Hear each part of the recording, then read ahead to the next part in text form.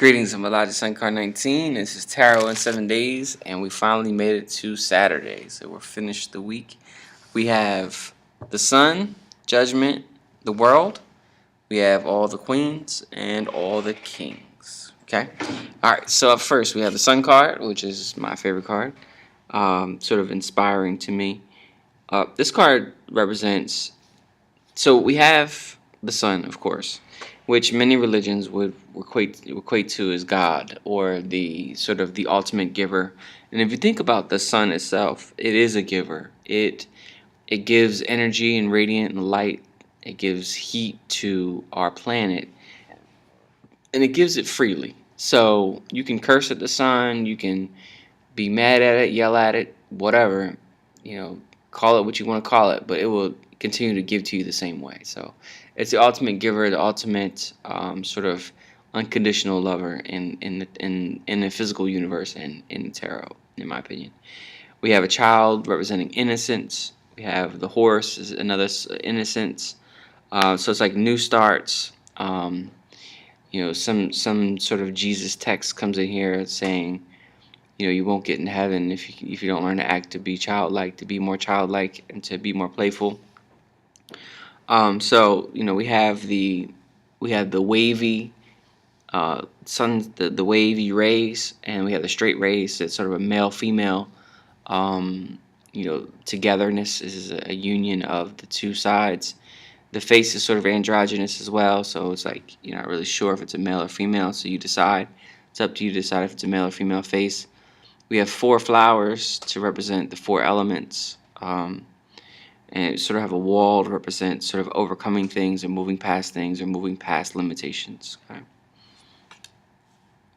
Up next we have Judgment.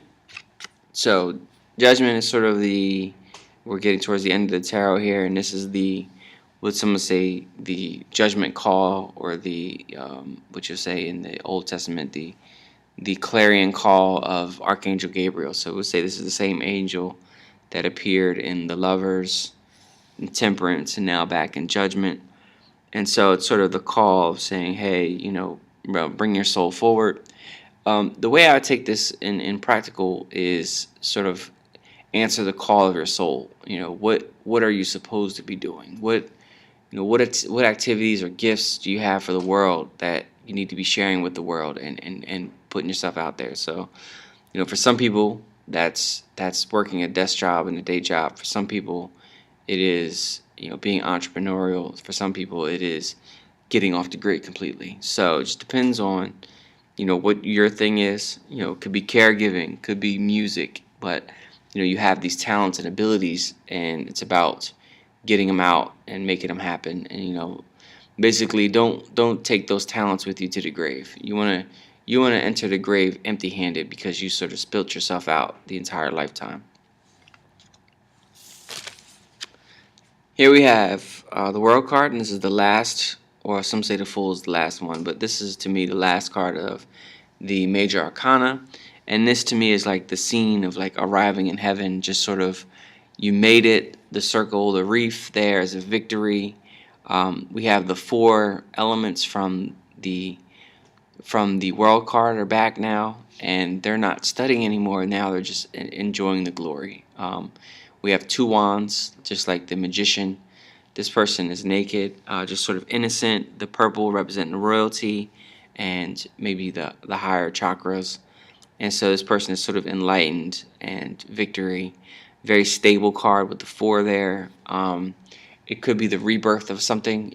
This could be a womb and with a baby in it. So it could be a birth of some sort. The sort of final stages of pregnancy into getting ready for life. So it's sort of, this is the final stage of this level of consciousness. So, when this person reaches this level, their next stage is the Fool again. They're going to start over. So this is sort of a victory card, end of a stage, accomplishment type of thing. Here we have the Queen of Wands. And so the Queen of Wands is a card to me. She's just a very powerful woman. We have the sun, the sunflowers are back here as well. So they're sort of a radiant giver. They're representing the sun of giving. The black cat to me represents dreams and following your dreams and paying attention to your dreams, receiving guidance. And the wand is entrepreneurial. We have the rams or the lions. It looks like lions. So they're about just sort of getting things done. Uh, being this person is very efficient. They're really a go-getter. They really get stuff done. Not a lot of wasted time. Not a lot of wasted emotions. The Queen of Swords, also like the Queen of Pentacles, sort of somewhat lonely cards to me. They feel like someone who's just sort of kind of the three of the four queens sort of feel lonely to me for some reason. But this is a queen. She's got these trees here, very similar to the knights, the trees in the night, where this time she's not going against the grain. She's sort of just living it. She's just sort of experiencing the direction of the wind. She's not fighting it. She's not going with it or fighting it. She's just experiencing it. So her sword is high. She's upright. Usually what this would represent to me is someone with high morals, someone who is, very efficient also, like the Queen of Wands, but she just sort of have high morals, doesn't really waver for, like, you can't buy this person, and she's not going to waver for, pleasures. She's really going to do what's right before taking care of herself or doing what she wants to do. She's going to do the right thing first.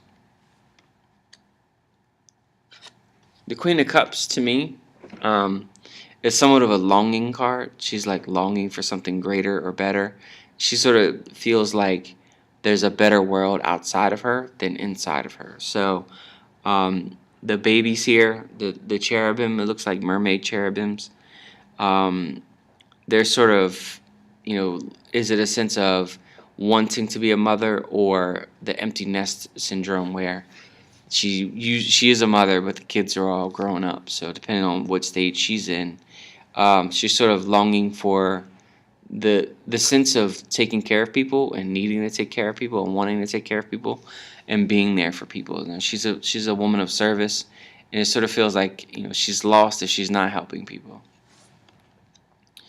And here we have the Queen of Pentacles, and so to me this is more of a sorrowful card than the others. I feel like she hasn't really taken much risk in her life. She's been slow and steady. She's earned her place. She's very reliable. She's very dedicated and hardworking. I just wonder if she thinks she could have taken some more risks and maybe even done a little bit more traveling in her lifetime. So she's sort of contemplating, valuing the money and the opportunities that she's had, and still wondering if she could have done something different or could have done something more.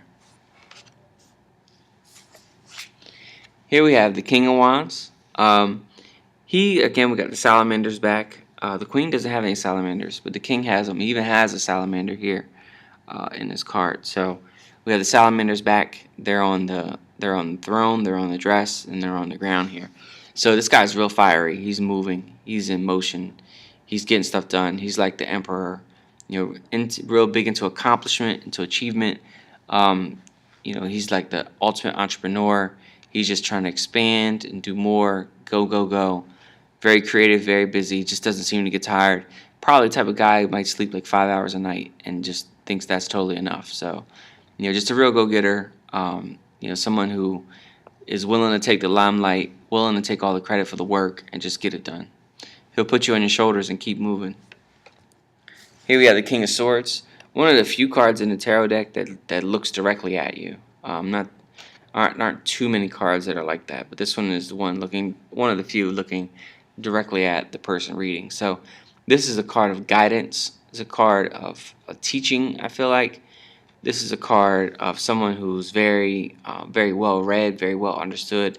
They've been around the world. I just get wise teacher from this one, and is also very protective of his people. So wise teacher and protective is sort of what I feel about the King of Swords.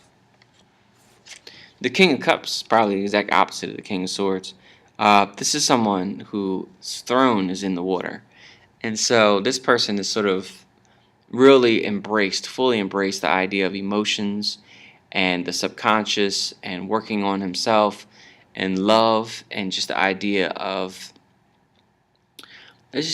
going with the flow, not forcing his will in the world, just sort of really just flowing with it and sort of letting the world take him where it is. So he's the master of going with the flow, somewhat kind of like Captain Jack Sparrow a little bit. Maybe not as drunk or mischievous, but just sort of just goes with the flow. Doesn't argue or fight. Doesn't, just someone who just says, "Hey, I'm happy to be alive. I'm happy to, embrace the emotions and love people and just be there for people."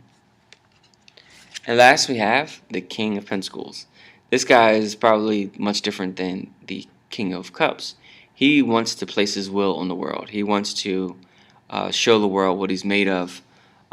We have the Rams back again, so very earthy, very just real go-getter, real plow the land, work hard, work on the land, earn money, earn business, build the castles, and really make a name for himself through his work.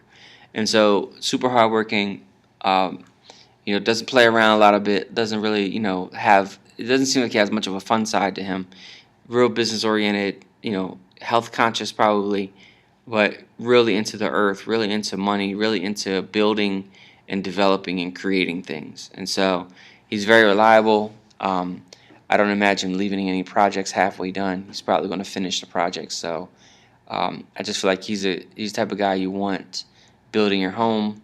Probably not the type of guy you want running your club, your nightclub, but but very, very hardworking, very dedicated, and he's the type of guy who is patient and he sees things through to completion. All right, so that was tarot in 7 days. So of course, you're not going to learn the tarot in 7 days, but it just gives you an opportunity to sort of study and sort of break the tarot deck down into chunks that are manageable. And so it's just a different way, a different view of viewing the deck. I'm Elijah Sunkar 19. Thank you for being a part of this process with me and being a part of this class with me. Many blessings to you. Love and light.